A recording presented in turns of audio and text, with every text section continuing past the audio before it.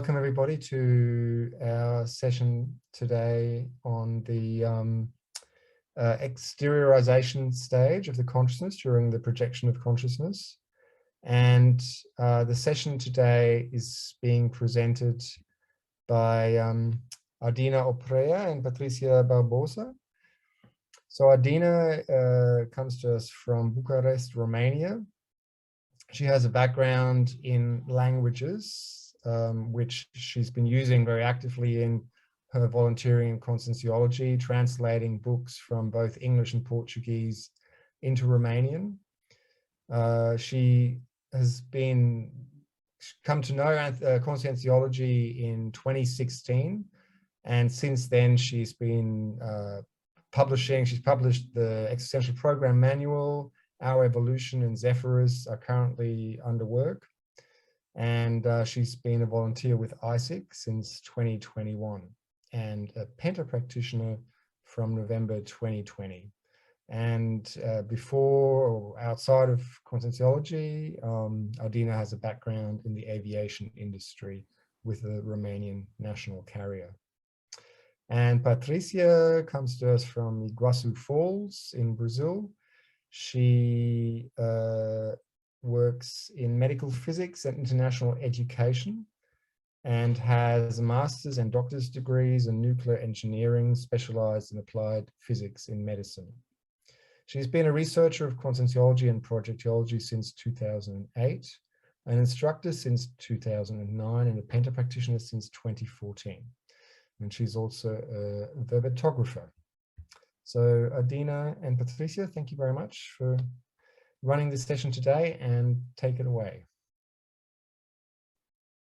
Okay, thank you. Thank you very much. First of all, I would like to thank you for the opportunity you have given me to facilitate one of our meetings. I want to thank Patricia for her support and advice. And it is very important for me because I am a beginner projector, and my experiences are not always with an acceptable level of lucidity, let's say. If Patricia wants to say something. Yes, sure. Thank you for the opportunity. It's been lovely to construct this supporting Ardina. And I'm sorry, I forgot to mention that I volunteer at IIPC as well in the international sector. So this is the International Institute of Conscientiology and Projectiology. And thank you so much. We learn a lot during these activities. Yes, indeed. Thank you. So shall we start? Shall I share my screen, right? Yes, please. I'm afraid I can't. Well, maybe Michiko Magali has to authorize you to share. Okay.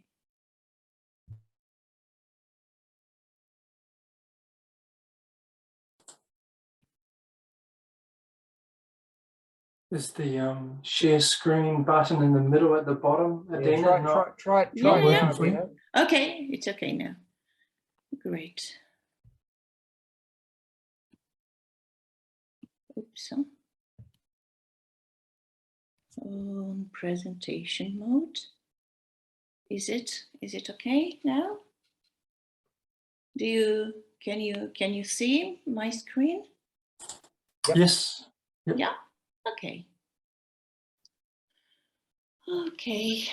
So, however, during this session, we'll talk about the occurrences that take place before, let's say, the airborne of the consciousness, and during the first stage of the airborne, the initial stage of detachment of the consciousness. Metaphorically speaking, it is the stage when the projectors live for a new chronicle or articles, because as Professor Vieira says in Manual Megathoscene 3 vocabulary, the projector is multidimensional reporter, and the projection is the past part 2. In fact, it is the master key which indubitably proves us that there is life beyond the physical body, and it is the most tool which replaces the faith with a straight, unmediated knowledge. We tried to organize the slides, the chapters, in a relative sequence of occurrences in pre-takeoff and takeoff, as they are also organized in the book, even if I think that the sequence is rather didactic, because both during takeoff and takeoff, these phenomena occur extremely quickly, and frequently they overlap. As far as we know, in the condition of holosomatic maxi-disc incidence, the consciousness can experience two types of projections, one in psychosoma, the other one in mental soma, vehicles with different level of density. And the projections in mental soma are much rarer, less common, and more advanced. That's why the analysis done here in these chapters is based on the manifestations that occurs during pre-takeoff and takeoff of the consciousness in psychosoma, and less in isolated mental soma. Lucid projection is a natural phenomenon, but unfortunately, most people project to themselves non-lucid every time they sleep. But the lucid projection is an anemic parapsychic phenomenon, which implies the lucid temporary manifestation of the consciousness outside the body. Regarding this entire process, there are two main problems. First, how to remain lucid and how to recall the experience. And in the context of our today meeting, how can we recognize, and mainly how we can improve the pre-projective signals in order to obtain lucid projection. The abilities can be improved by desire, disposition, self-discipline, saturation.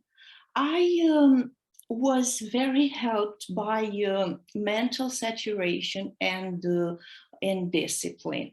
And regarding blockages, at the beginning, mostly the most delicate problem for me was the fear. It was incredibly difficult for me to struggle with all kinds of fears, of unknown, of consciences, of not coming back, and so on. The fear is a natural human reaction, but during pre-projective process, it creates blockages that can interrupt, postpone, or cancel the projective experiment. Professor Vieira defines the fear in the Manual of Megathoscene 3 vocabulary as being only an imaginative product, a useless presence which represents the major risk. And I think that the most important is to understand the source of the fear and to find the ways to overcome them rationally. I still try to find an equilibrium and to replace fear with prudence, which is the strong trait that help us to avoid accident, and the first lesson that we should learn. So let us be rationally prudent and find the demarcation line between fear and prudence, which for me, it's still not always very clear. Pre-takeoff, however, pre-takeoff is a preliminary state before the consciousness takes off in psychosoma and or in isolated mental soma. During the pre-takeoff stage, the precursory signals take place. So they are occurrences that characterize the pre-projective process that produce lucid projections. And they are influenced by different factors as the position of the body, the momentary state of health, by the expectation that we might have anxiety, euphoria, trust, lack of trust, by energetical practice, by helper presence, of course, by projector's experience. But only knowing these precursory signals and knowing what we expect to happen during the pre-takeoff and takeoff, we won't be surprised or scared, and these precursory signals will function as projective stimuli. All these projectory signals are followed by other specific objective and subjective signs and effects that form the projective aura or projective psychosphere, as we find it in Encyclopedia of Conscientiology. And they mark the beginning of the projection. Most of them are caused by stretching of the energosoma and by the unwinding of the silver coat. And it is important to mention that these precursory signals and these sensations vary from person to person, and for the same person from experience to experience. And we have the tendency to feel frequently some of them, and we can never feel others.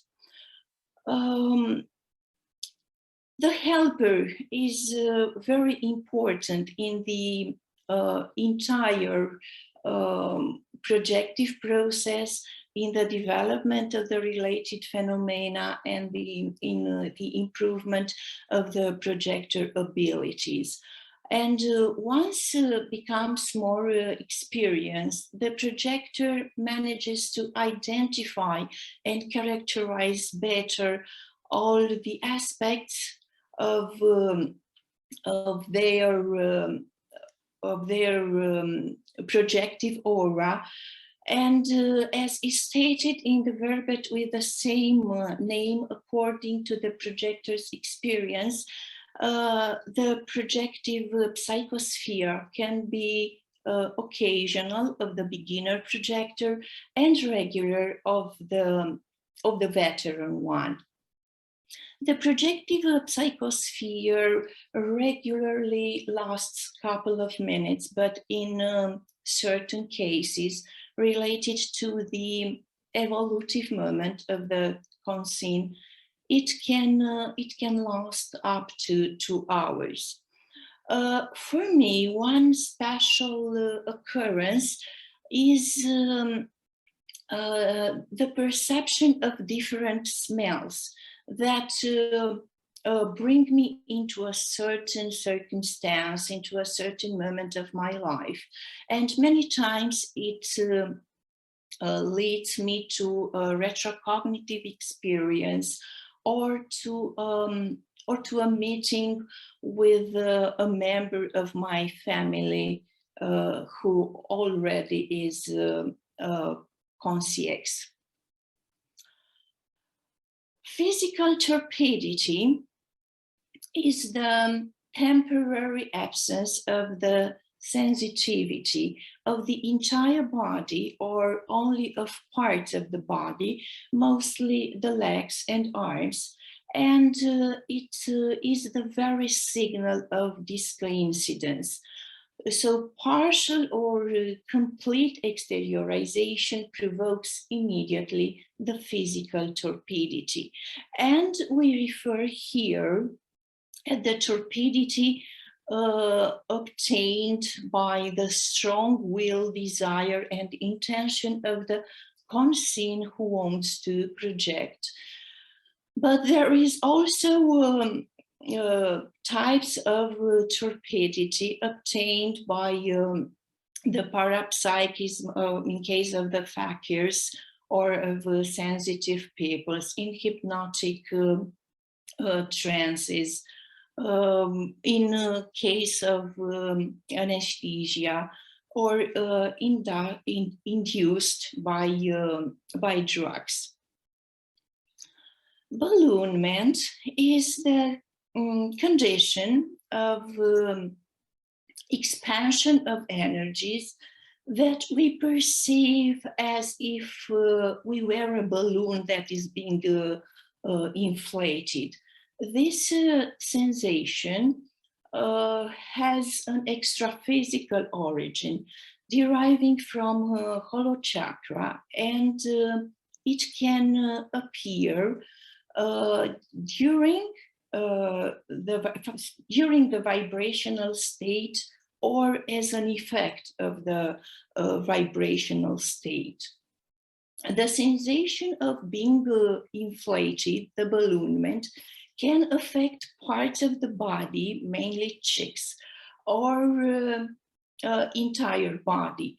And sometimes you feel that your body is larger than the entire room. I personally haven't experienced such a huge inflation, but what I feel is that I don't have enough room under my skin. It's like a flood that breaks a barrage. The balloonment is more intense when the conscient incorporates a conscience in case of the phenomenon of psychophony. And according to the verbal balloonment, the conscient can use the experience of balloonment to expand their own parapsychic energetical signs and to gain an advanced comprehension about lucid projectability. In Megathocentric vocabulary terms, balloonment is defined as a bioenergetical paracumefaction.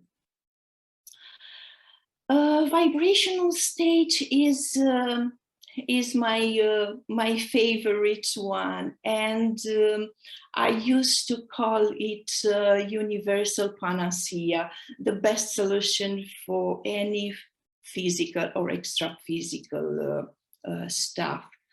Vibrational state is the condition wherein the hollow chakra and psychosoma accelerate their vibration in order to escape from the slow vibration of the human body, which can produce a projection of the consciousness in psychosoma.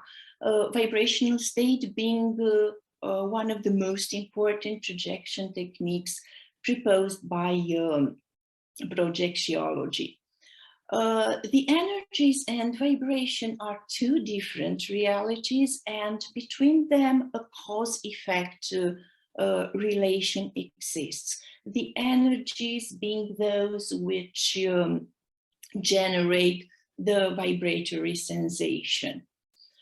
Vibrational state can be conscious or unconscious, can also occur during the interiorization of the consciousness, and it is a phenomenon that amplify lucid projection, and we can call it a key for the consciousness multidimensional lucid interaction.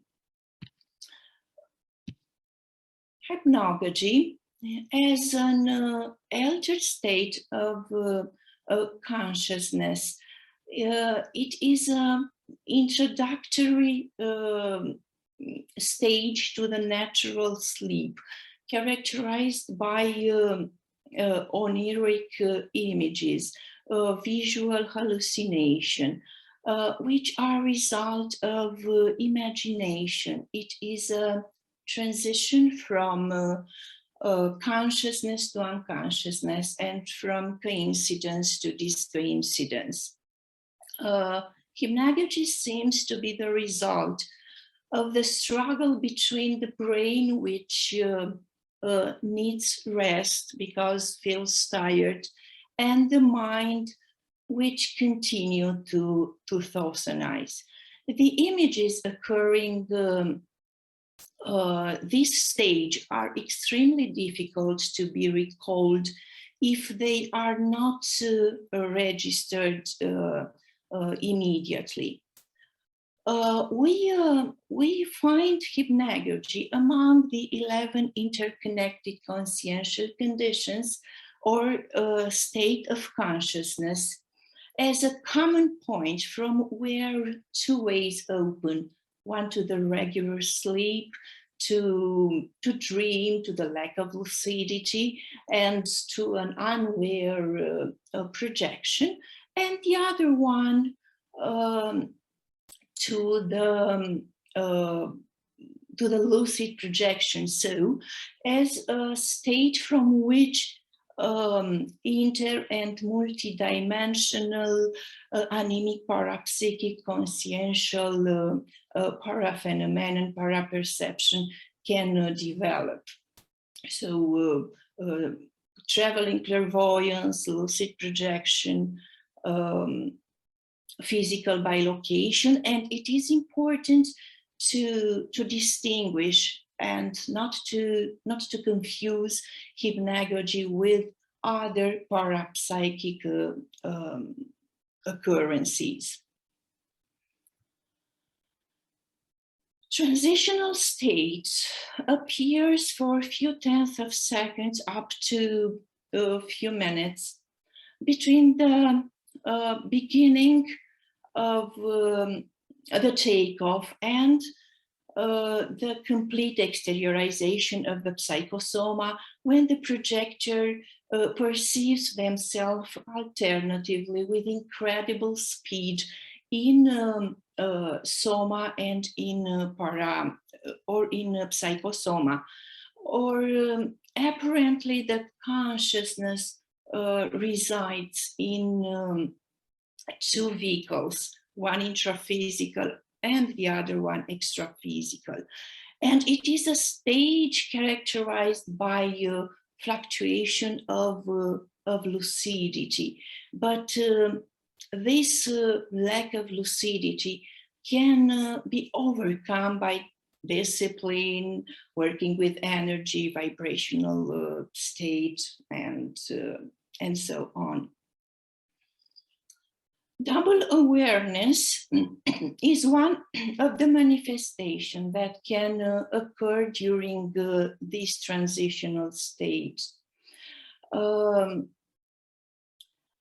I think that the synthesis of this chapter is comprised in these two sentences from Vieira Vieira's projections of the consciousness.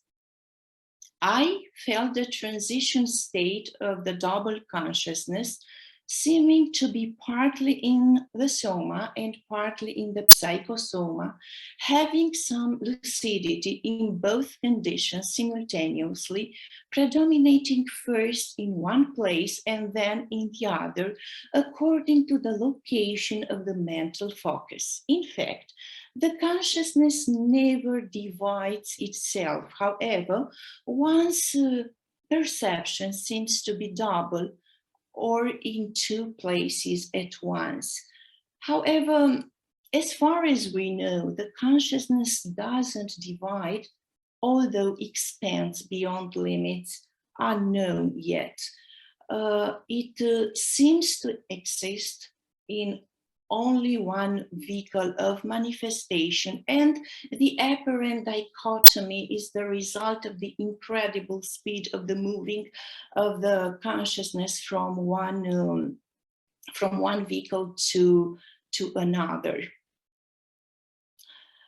Extraphysical double vision, just like double consciousness, occurs during this transitional state towards lucid projection, when the vision is shared between the human eyes and the para eyes of the psychosoma.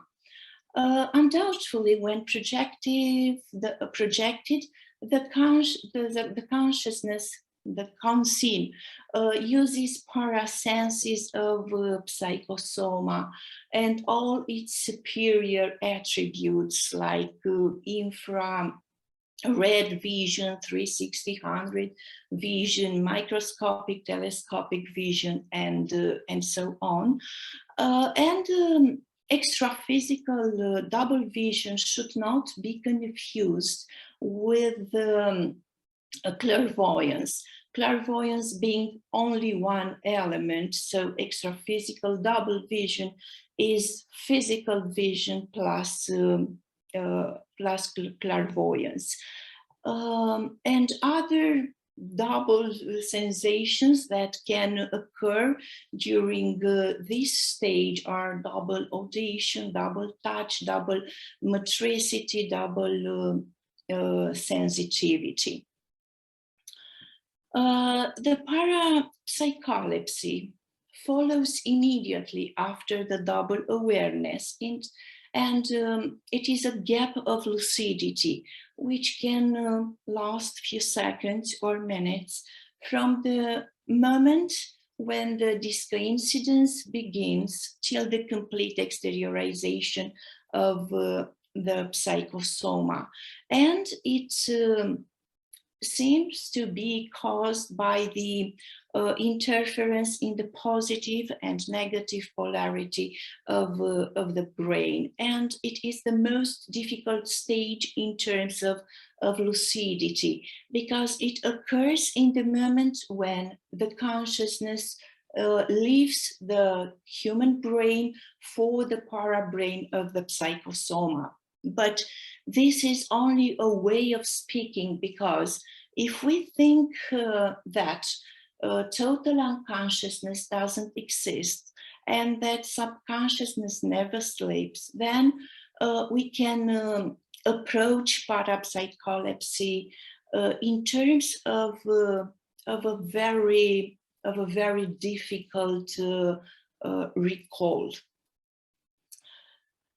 Intracranial sounds are noises, sounds that are heard in the exact moment when the consciousness takes off in psychosoma.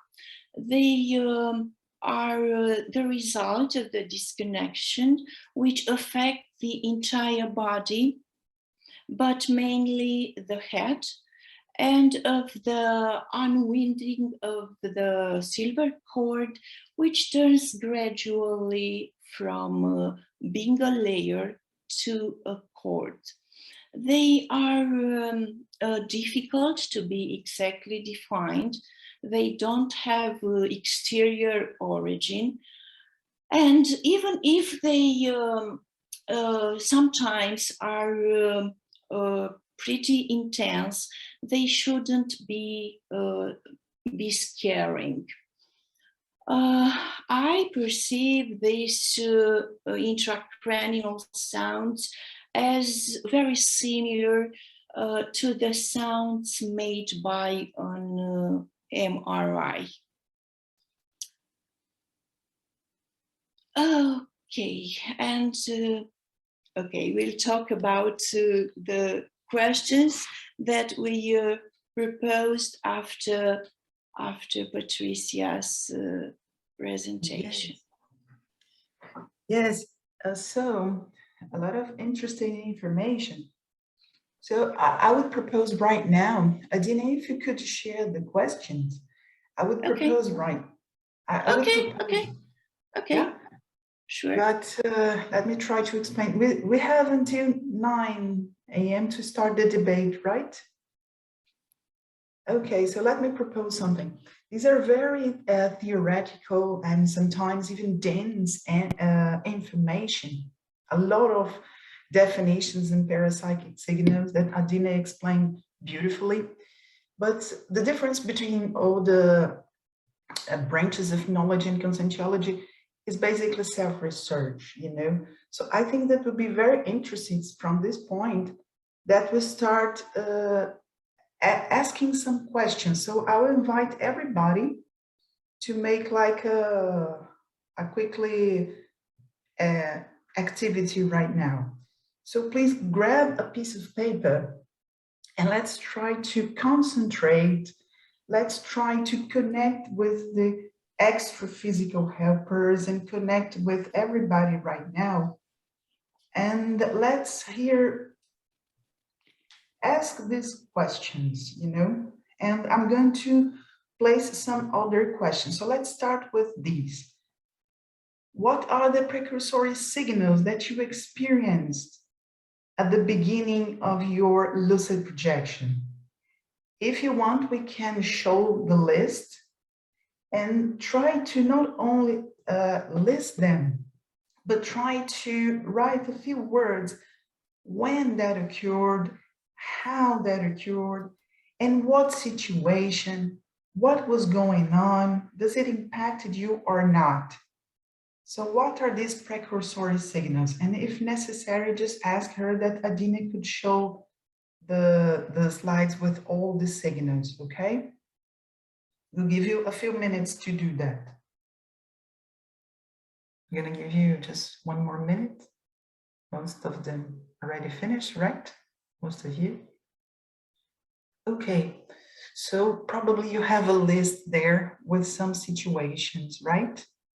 And now, what I'd like you to do, think about the thought scene. Everybody knows thought scene here, thoughts, sentiments, and energies. This is how we manifest ourselves. So I'd like you to mark or check these precursory signals that affects you somehow. Could be positively or negatively.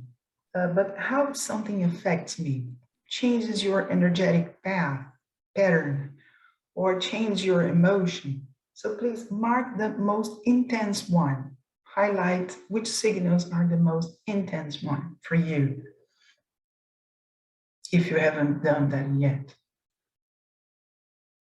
Is it clear, the question? Yes, okay.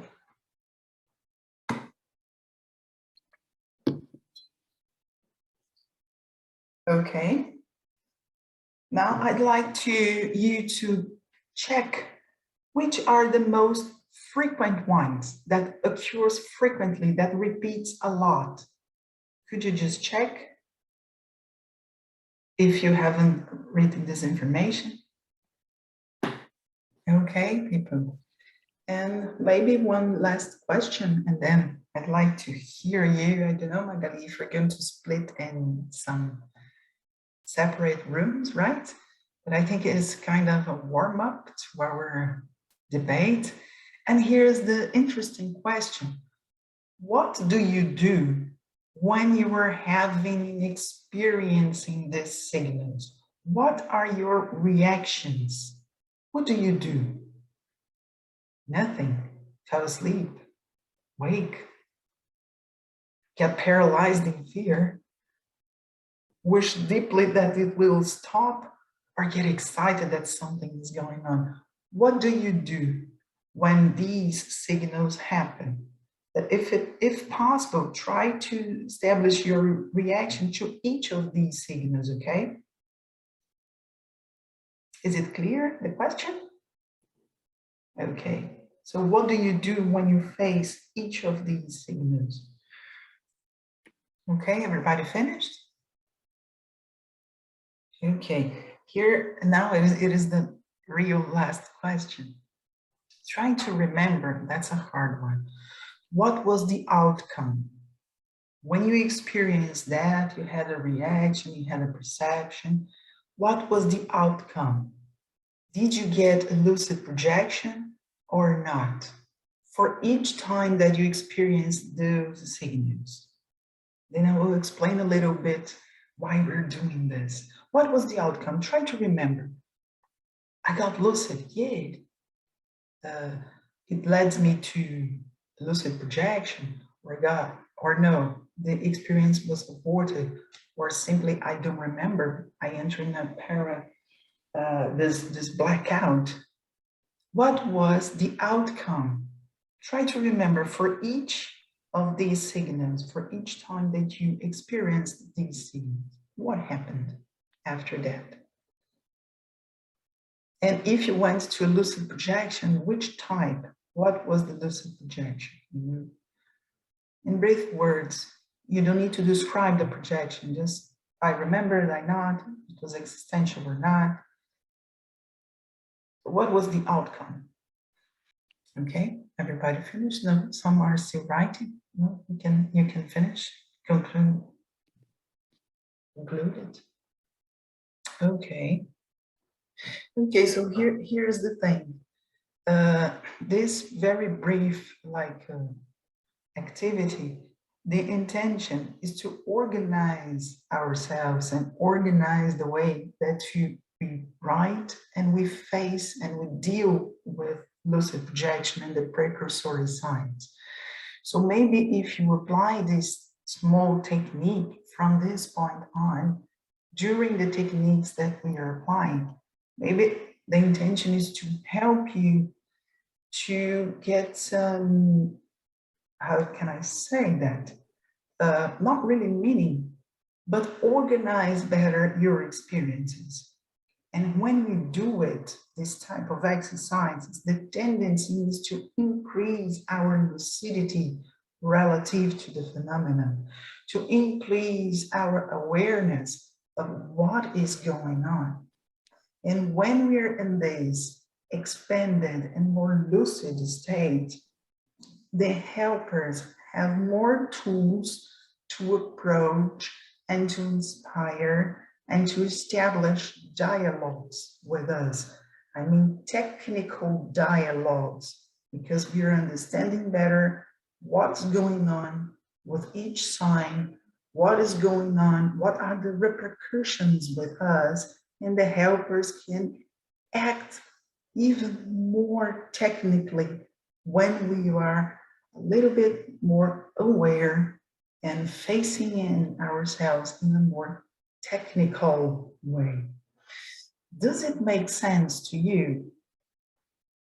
If someone wants to open the mic and quickly say something, because we're going to discuss a little bit more. Just a quick feedback. I think Magali won't mind, isn't it? Does it make sense to you, all the things? Or not? It may not as well make any sense. Yes, for me it makes sense. Yes, I think more we study, more the helpers help us to have the projection. Because in my case, the best projection I had was the time I was more involved with studying projectiology and studying all these techniques and things, how to go out and And I think that makes sense.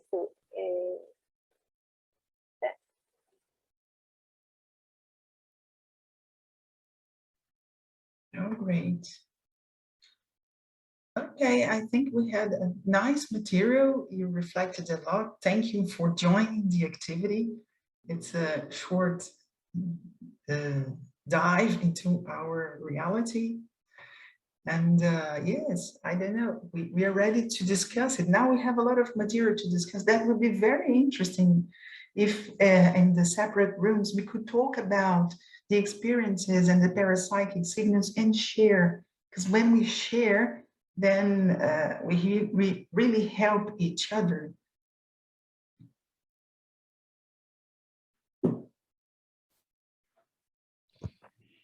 Okay, I will be opening the breakout rooms so that we can discuss in groups now.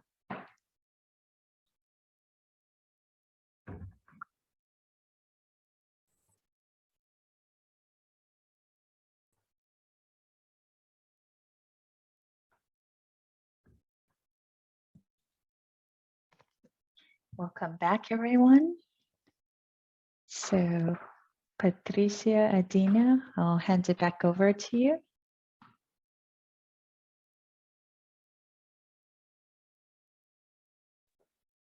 So how was it, people, the discussion in small groups? What happened in our group was very interesting because we can relate it to some colleagues' experiences and help me. I just got one technique from Silvana that I'm going to apply from this point on. What is the technique? Oh, Silvana, can I tell? Oh, tell us, Silvana, what do you do? I'm sorry, my connection dropped before, so now I'm calling from my mobile. Well, I'm not sure if it's related, but when I have a projection and I try to figure out what I did different when I have a spontaneous projection, and then I notice that I do some stretching at night, you know. Yeah, maybe it's related. I still don't know if it's 100% related, but maybe it helps because it helps you to relax your muscles. So if it's good for your body, and then you might have your holosoma is looser after that. That's what I think. Sounds good. Yeah. Make you want to stretch. Yes.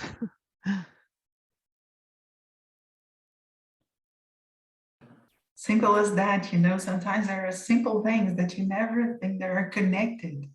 And I just said to Silvana, oh, you're relaxing your muscles, you're relaxing, even it changes your mood, but you're also de-assimilating dense energies. Sometimes we just do not perceive that what we do with our body, we also do with our energosoma. And I said, oh, I'm going to do that. Because while you're stretching, you're untying those muscle knots, who knows, as a hypothesis, you're also releasing that dense energy, you know, and it may help with the looseness of the vehicles in the takeoff. I would try that one. Thank you, Silvana, for sharing. I don't know if Adina would like to say something about the signals or to add something else. Yeah, we talked in our group. Interesting. We share interesting things. What I have noticed is that for me was very important to mix practice and theory. And I understand that at the beginning, at the first time when I read Projectiology, I didn't understand too much. And my first lucid projections were completely without any lucidity. And in time, with studying and reading and experiencing, and once I started to know what I expect during certain stages, this helped me a lot to improve my my lucidity. And my most frequent signals are balloonment and the vibrational state and intracranial sounds. But I experience many times half exteriorization and a lot of phenomena regarding this half exteriorization. But I think that it is a stage, and once I get more experience, I learn what to do when I find myself in a semi-discoincidence condition. Because I must admit that now I don't know how to use this condition to have a total exteriorization of the psychosoma. So the process is progressive, and I say that very, very useful for me, let's say.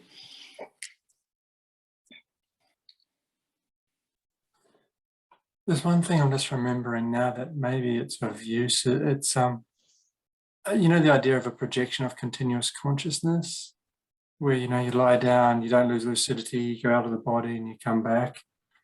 It was kind of a goal. And then I had one experience where I had a projection of continuous consciousness, but I still had a degree of doubt, like, really, like, you know.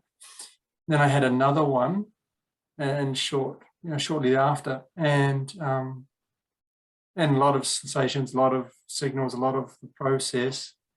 And then after that one, I said, okay, you know, I fully accepted that reality, and I haven't had another one since. Or maybe I've had one or two, but like over like 15 or 20 years. And so it's interesting, once you've accepted something and experienced something fully enough, it seems it's like, okay, next kind of experiences for you to have. So yeah, just wanted to share. And I would like also to tell you that regarding this balloonment, I sometimes experience something which is opposite to balloonment. I do vibrational states, and I'm shrinking, and I'm shrinking, and after that, pop, I had the projection. Have you ever experienced this? Shrinking instead of ballooning. No. No, it's interesting. It's also Yes. another type of projection. But I think Maria did. She experienced that, right, Maria? I have never, but it's interesting. Yeah, I had that several times. It's like it's a mix of shrinking and like fainting. It's like you disappearing, but you're still there, but you're dematerializing. So it's like it's a bit like you get small, and then you're out. And you pop up. It's like a pop up. Yeah. It's a pop up. Yes. But it's and it's not in the book. It's not becoming bigger. It's becoming like disappearing. It's like yeah, I like it.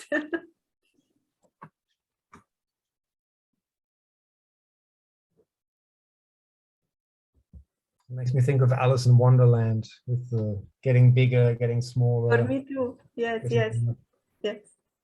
I would like to ask something just to see if anybody else, like nobody in my group had this, and I really appreciated the exercise of thinking about the phenomena that we have, because it made me kind of remember an experience that isn't on the list of the experiences, but I've had it a few times. And that is that when I'm lying there, you know, I have energy and stuff, and then suddenly it's like this bright light has been turned on. And I quite often makes me open my eyes, usually makes me open my eyes, and I think, oh, somebody turned the light on in my room, but it's dark, right? So it's extra physical, but it's really bright. And that's yeah, it's not a common thing, but I've had it certainly several times. And I was just curious whether anybody else has related to that. Yeah. For me, it's like a common thing. I'm sometimes think that I'm shining, and I had to open my physical eyes to see if it's me or it's from my room, and I experience this a lot. For me also,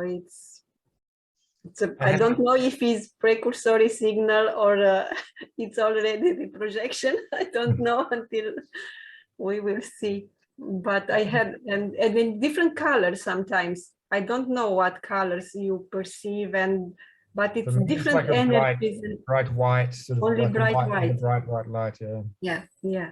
Sometimes I have also gold. I don't know why. Have you ever kind of, I don't know, managed to not open your eyes and kind of go with it or go into it? Or I open my eyes, I don't see the colors, and when I close my eyes, the colors it's still working. Okay. Yeah. I had a lot of friends who had this this sensation as you described. I know people.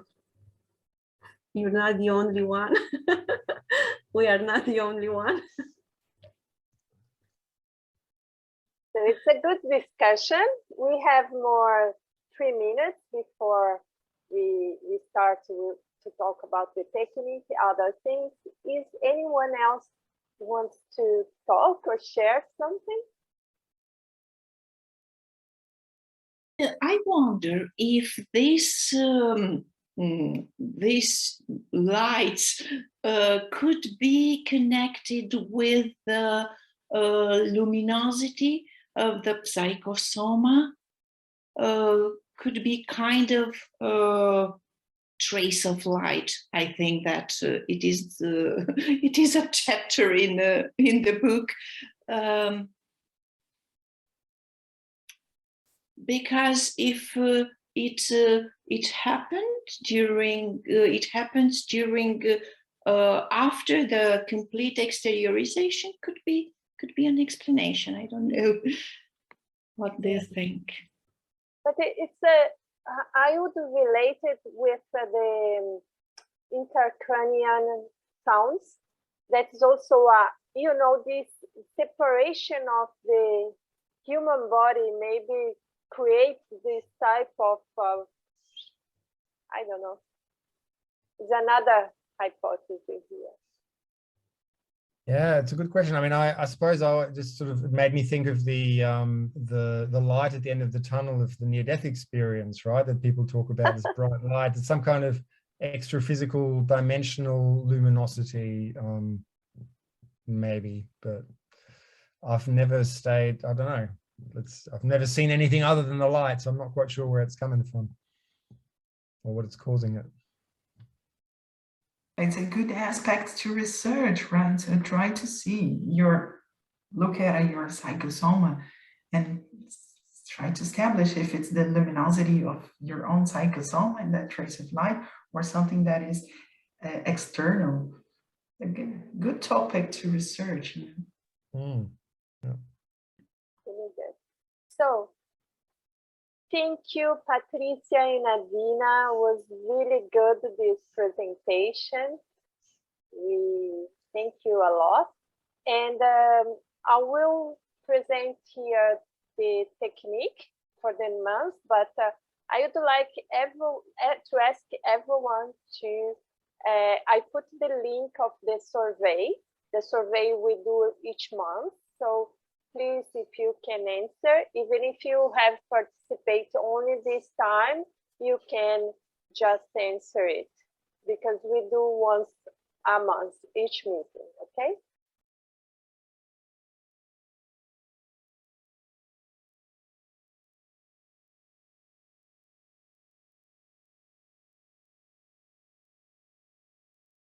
The technique for the month is projective mantras technique.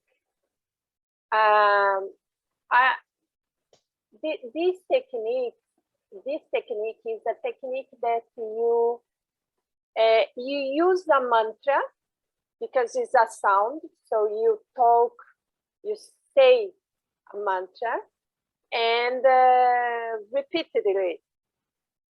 So that induces you in a trance that facilitates you go out of your body. He's playing here in the chapter. It's good if you can read it, because he's playing how the sound of your voice can interfere with your brain, and also when you talk, you say the word, how is the breathing technique also happening there, because you put more carbon dioxide in your lungs, and that you have this hypoxanone, that is less oxygen in your brain, and that helps you also to go out of the body. There is lots of instructions here, but one thing that caught my attention is that I put here in yellow that you can use phonema like your name, like in my case, ma, ma, ma, and you can repeat it and try to see what happens, right? We are here researching the techniques that Professor Waldo Vieira elected here for us. So also the next, we invite everyone to. Can I just ask something, Magali? I haven't read the chapter yet, but are you? Is it meant to be a mantra that we say out loud, or do you say it in your head? He even say about you can do a mantra in your head, but that mantra there is the one that you say loud. He's explaining more about that one, but you can also do the mantra only in your head. But then you don't have this oxygen technique together, the respiration technique. Okay, so next meeting will be 16 April, and we are going to talk about the extraphysical period of consciousness, and will be presented by Renata Pialarisi and Marcelo Pires. So see everyone next meeting. Bye. Thank you again. Thank you, everyone. Goodbye. Thank you. Great, thanks. Bye. Thank you so much. Goodbye. Have a nice projections. Goodbye. You too. See you, everyone.